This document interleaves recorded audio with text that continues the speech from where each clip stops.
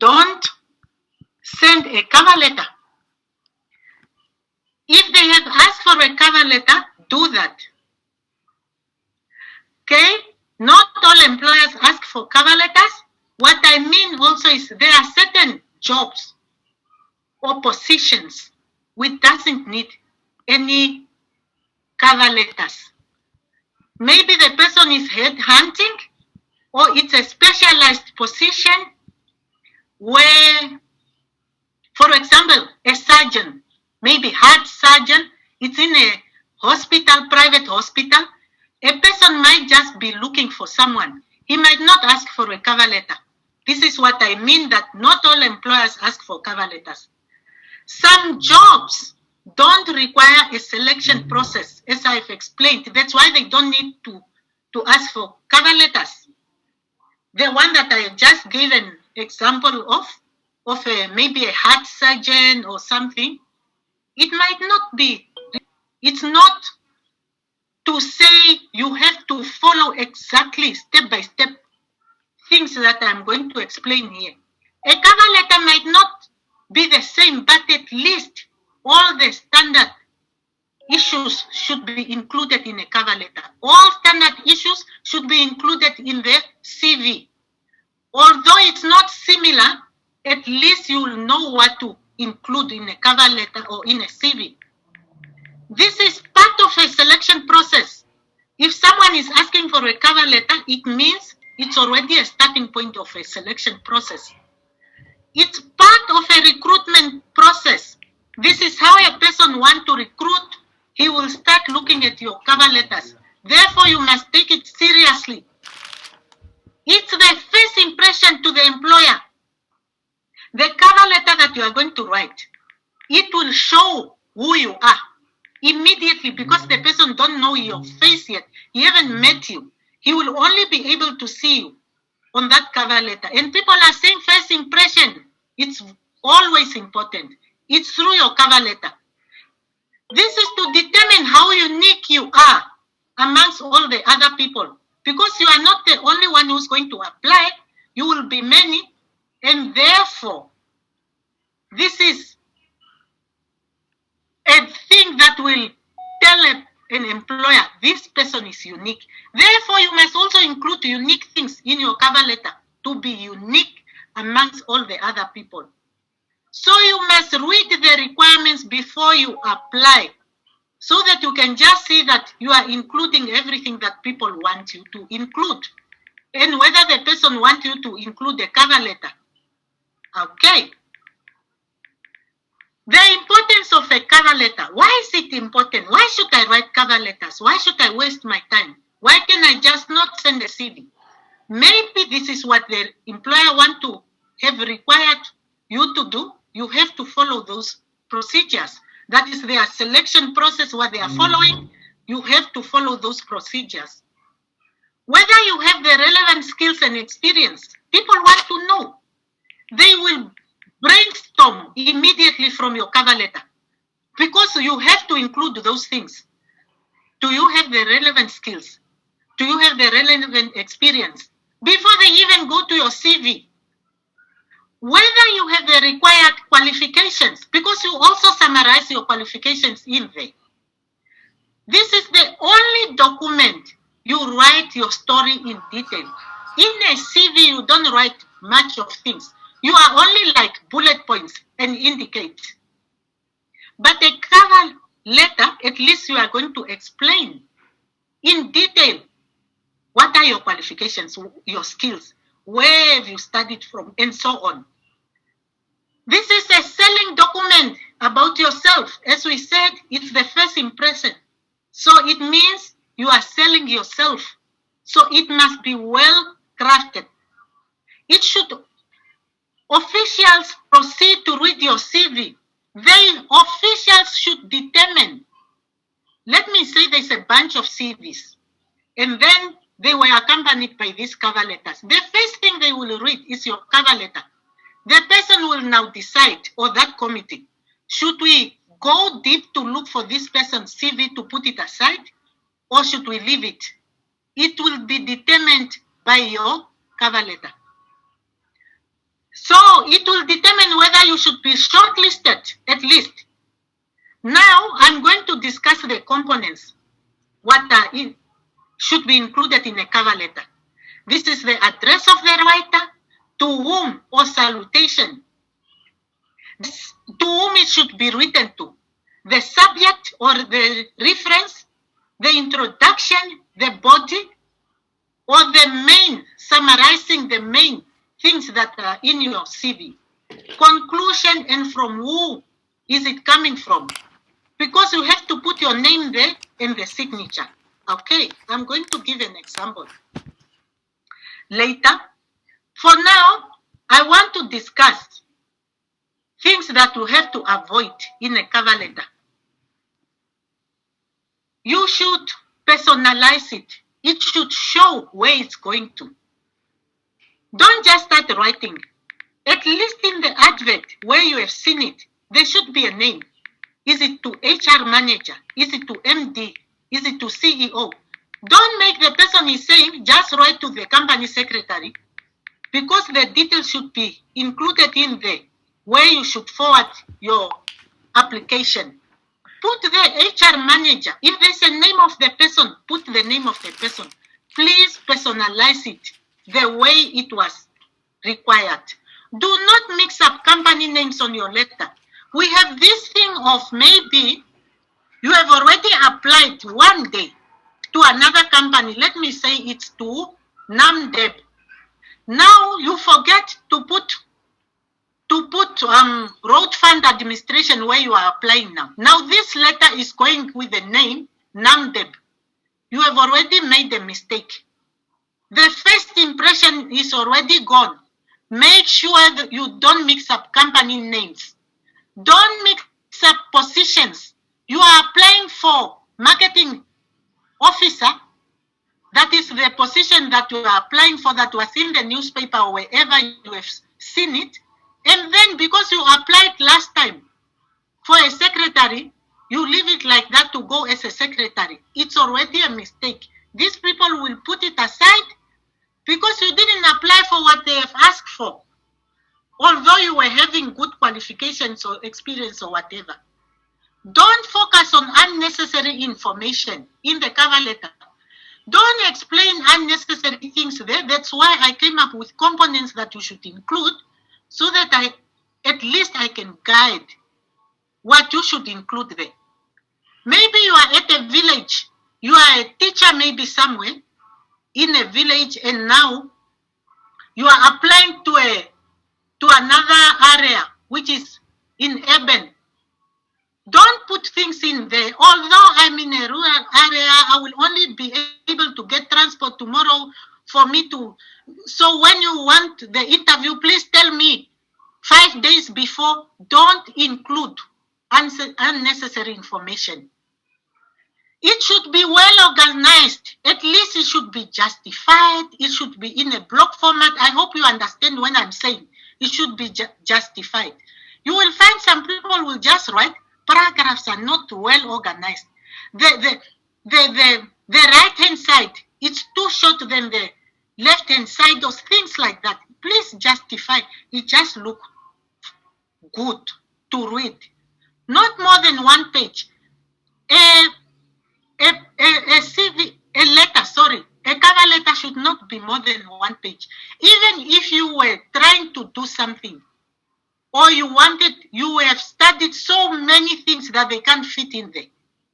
Maybe minimize the font so that it can just fit on one page. It mustn't go over to the next page. Your signature should be the last one on one page. Try to adjust that page so that it can only be one. People will be bored just to read the cover letter, and it's already covering 2 pages. Don't ignore proofreading. Please give it to someone. Although you have passed with distinctions in English, please give it to someone just to read it. Mistakes can be done, and it's your first impression. Now, here is the example of a cover letter. I indicated that you start with a date on your right-hand side and where it's coming from. No, I'm sorry. the date will be down. But you start with your address, where it's coming from.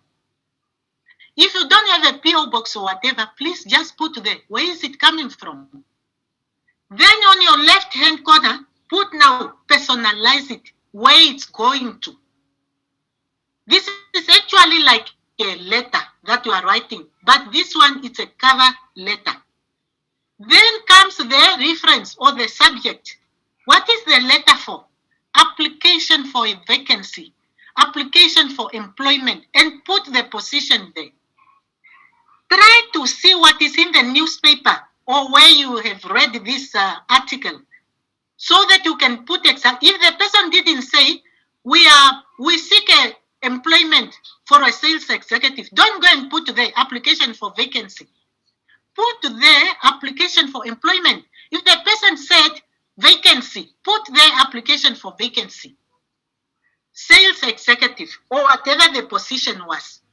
So that immediately the person can see this thing is in the right hands. It's in the right department. Okay? Then you have the introduction. What is the letter for? Why are you sending this letter? I hereby apply for a position or for a vacancy or for employment, depending on what was in the newspaper, for a sales executive, for a secretary, for a marketing manager, as advertised in the Namibian or in the New Era or wherever it was. In August 2020, give the date there. People want to record proper things because sometimes people are edited at HR. How did this advertisement or how was this person recruited? Then people have to come back. If you haven't included all these things, people have doubts. Maybe it's back doors. Where did he read this? So please put everything in there. Maybe you can say, I'm thrilled and excited to apply for this position, which is my passion. And I have the that one is required experience in it. You see, you are explaining at least what the thing is all about, why you want it. Okay? Sorry, let me just, I'm sorry, you won't be able to see everything now. I tried to make it, yeah. I'm sorry, people. I'm just trying to,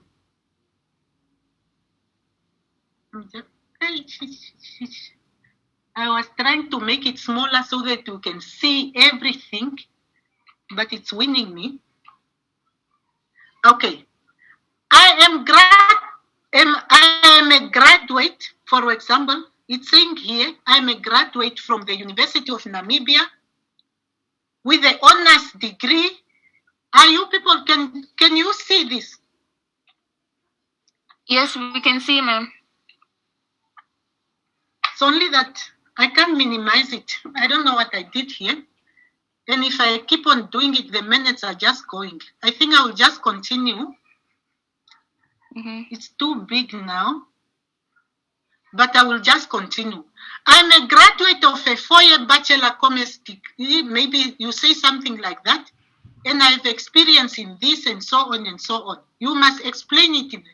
That is now your body explaining what it's all about. Why you are applying for this.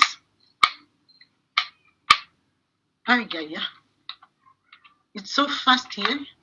Okay, then you explain in the body, you explain what you have studied, you explain the experience. Maybe you say, I have a 2 years experience working in a ShopRite as a teller, therefore I have few of customer service. And then at the end, you just indicate to say, I will be happy if I can be called for an interview at your convenience. At your convenience time. Yours sincerely, Nambata Namweya. Then you sign it. That is all what you put. You put in your qualifications, you put in your experience. Okay?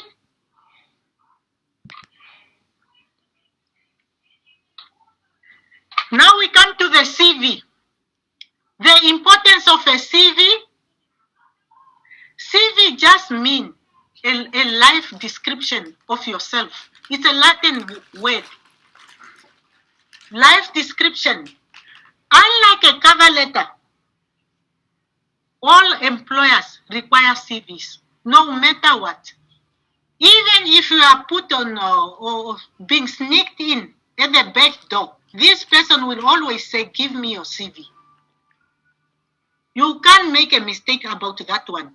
They will so prepare a CV already. But a cover letter, some employers might ask it and some don't. But a CV, every employer will ask for a CV. They want to read your CV. A CV is a confirmation to your skills and qualification that were covered in a cover letter. They just want to confirm now with your skills, with your CV. What have you included in the CV? What you have indicated in the cover letter, is it really what is on your CV? CV of an academic will not be similar to the one of an employment seeker. For example, an academic who's normally needed a CV for you to be able to make a joint writing an article together will not be the same as the one who's asking for employment. Or maybe a CV for a board of director might a bit differ because you include exactly what you need that person to see. For a person who's maybe going to write articles, if you need a person that can publish together, you will only highlight where have you published before, what other articles have you written. It will not be the same as the one that a person looking for employment. There you have to include experience. Where have you worked this year and so on. So tailor your CV to the job or position you are seeking. Okay? The components that you have to include in the CV. Unfortunately, I couldn't make an example because the time will just go. I wanted to give an example of a real CV, but the time won't allow. That's why I only came up with the components what to include in there. In any case, CVs won't be similar also. You have a cover page. At least I propose put a title there on the cover page and your photo. Just put a photo there to be attractive. Not a photo where you are crying or something. At least put a photo where you are smiling. Maybe a photo up to a passport photo, not the whole body maybe. Maybe you can put a passport photo there. Personal information, it has a personal information when you now go in the document itself, where your surname is, names, contact address, nationality, are you married, single, and so on. Depending also on the type of position you are asking for. If it's a maturely type of positions, some people would love to have married people. If it's this thing like waitress and what have you, you might emphasize there to say single. Education and qualifications you put in there, with the education and qualifications and the other certificate obtained and the work experience, those components, you always start with the latest documents that you have received so far. That is how it goes. The certificate, maybe your matric certificate that you got in 20 whatever, it should be the last one. The degree that you obtained, or your master's degree, or your PhD, it should be the first one to be mentioned. So they go according to the years. The recent qualification is the one that you state first. The same with other certificates obtained. The recent certificate that you have obtained, it should come first. Work experience, where you are now. it should start first. Okay? With the qualifications, you list all the subjects, you list the year that you obtained it, you indicate the month, and maybe double columns there, then you say Bachelor of Degree, University of Namibia. The same with the other certificates obtained. The work experience you indicate also starting recently, maybe January 2018 till date. You can put that till date, double colon, Taylor. Then you continue with the other ones. You said 2018. 2019 to 2015. Where. That is how it should follow. You must explain the position that you were having there and the name of the company. If your experiences or positions you held are not many, list the activities or job descriptions you carried at that particular position. It just indicate below what you have obtained, put the activities there. Your job description that you have worked there. As a teller, what did you do? Just list them so that the person his attention can be taken away that, oh, this person is having all the experience that we are looking for. Because sometimes a sales executive in NBC will not be the same as sales executive in ShopRite. And these people are looking for specific activities. And maybe you were doing that. So they will be attracted to your CV to take you and to shortlist you. Another component, achievements awards, state there all the achievements that you have received during your career, best salesperson or whatever, include it in there. Voluntary jobs that you have done, list all voluntary jobs, the community service that you did for free, things that were not paid, it's another component. Other jobs, you list all the other jobs that you carried out, which are out of scope of your employment, but paid for.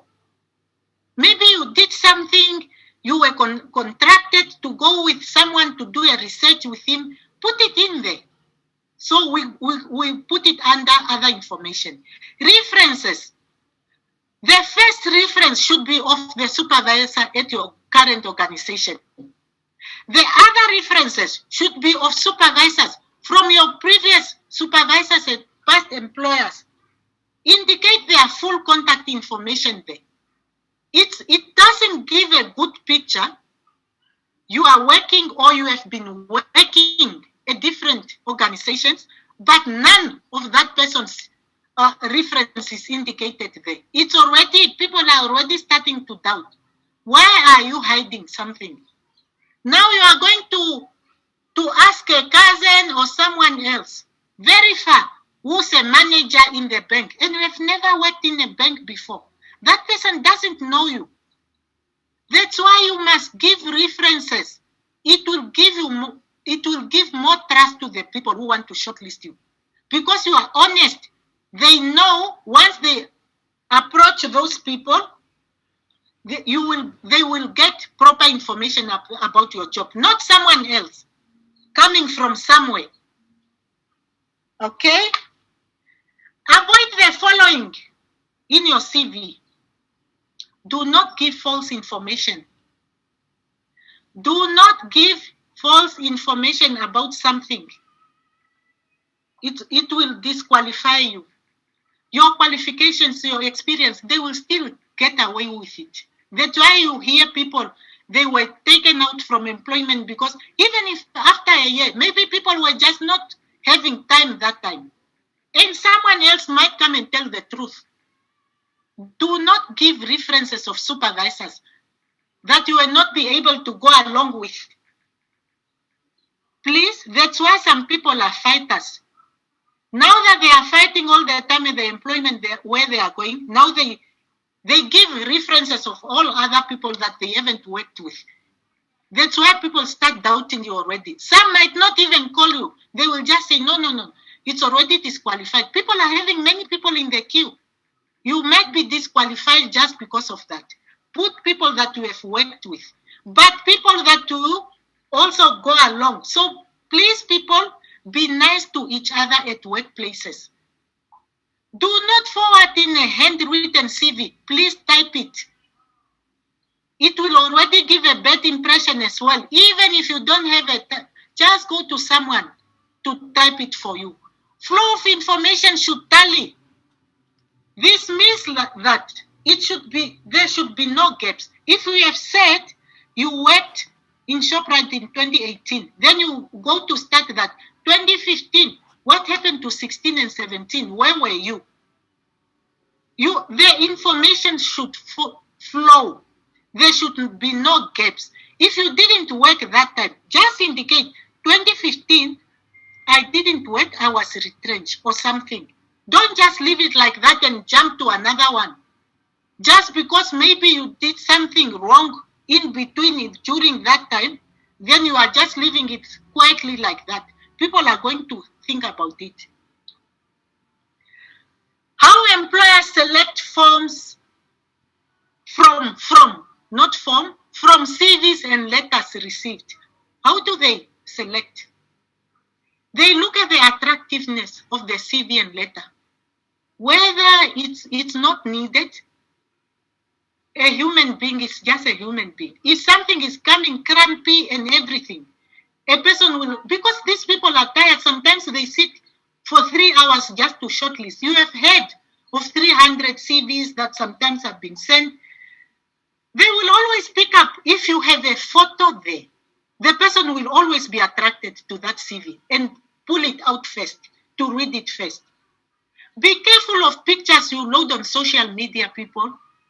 My dear students or youth or whoever, some people, those pictures, you are doing it nicely, enjoying yourself, maybe having a glass of beer, showing yourself that we are enjoying. Some people really go, the HR people now, they go to that extent to go into whether they can see your name on the social media. And just imagine pictures that will be found there. And you wanted to be a marketing manager, image of the company, how it will be tarnished. Please, people, I hope you understand what I'm saying. Be careful of what you are saying on social media. Even what you are saying, don't just throw words there. Content clear and concise, not mixing positions, company names. Please put your content, it should be clear and concise. Don't mix positions and names again. I've indicated this. Prioritize list of applicants' qualifications. They normally they prioritize let me say there are now 4 people and they are nearly the same and so on. And they have similar qualifications, they have whatever. The best that they can do is to prioritize the list of applicants' qualifications. Then they check which qualification will fit for them more. This one studied marketing, this one studied maybe economics. We rather take the one who's having whatever. They prioritize. They also prioritize list of applicant skills. If they are asking for sales executive, it's good. You have you have the skills also, but they will now start checking. Where did this one work? If it's ShopRite, they might take the person who worked in game and not the person who worked at the road fund administration, because they can see the skills. Yours is more on a private sector. It's more qualified, but you are going to take longer to learn than the person who's having skills from another retail company. That's why you will find people complaining, but this person doesn't even have a degree like me. He's only having what? People looked at the skills maybe. Relevant experience. Did you work in a similar environment? How the number of years? You might have worked in a relevant environment, both of you. Now they have to take one. Now they will check. You have worked for 5 years, and this one only worked for 2 years, although he has a degree and the other one has only a diploma. People look at those things. Language and grammar mistakes. If people are too many, people will start complaining at every petty issue. No man, this one, the grammar, she's having too many mistakes and what have you. Because they are just tired, they have to eliminate some people. Contacting those on reference list. So, some people only put there anyone, the person is unpopular or unethical in society. Then you put him there, although you have worked with him, because you are going along with him, then you put him in there. But the person is unethical in the society. People might not, because they will think, this one, we can't take him, because he might tell us lies. He's a person who was in jail before and what. Put credible people there and a person that you can work along with. Feedback on your own CVs and cover letters. Get assistance from others with proofreading. The same with cover letter, the same with at least CVs also. Contact someone who works at that particular organization to inquire the writing style of the supervisor. Maybe they don't like cover letters and they haven't indicated in there. Just get someone. Do they normally like cover letters? Maybe there's someone at HR. Or you can phone them and ask, do you want me to send a cover letter? If things were not clear. Ask the organization to be sure of what you are supposed to do. Don't just guess. Are these two questions answered?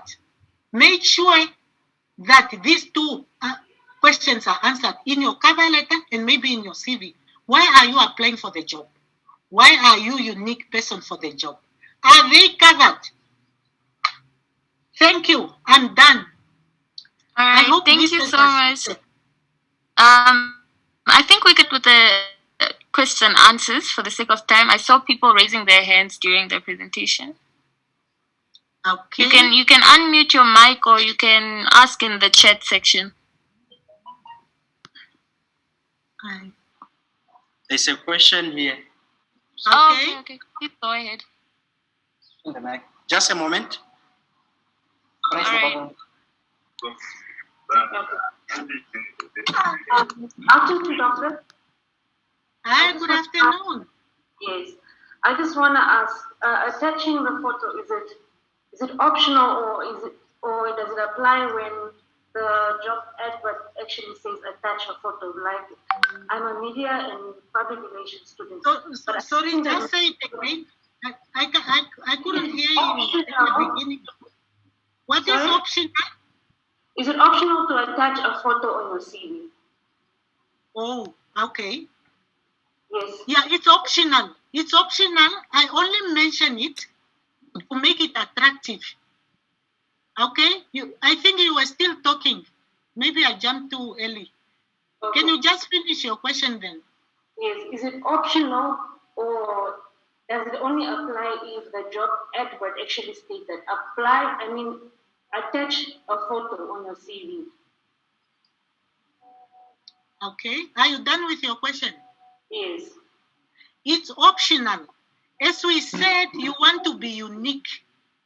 I just included it in that it's always good if you put your photo there. People will be more attracted to your CV than any other person. Because all the other people will bring their CVs just normal like that. But yours will have a photo of yours.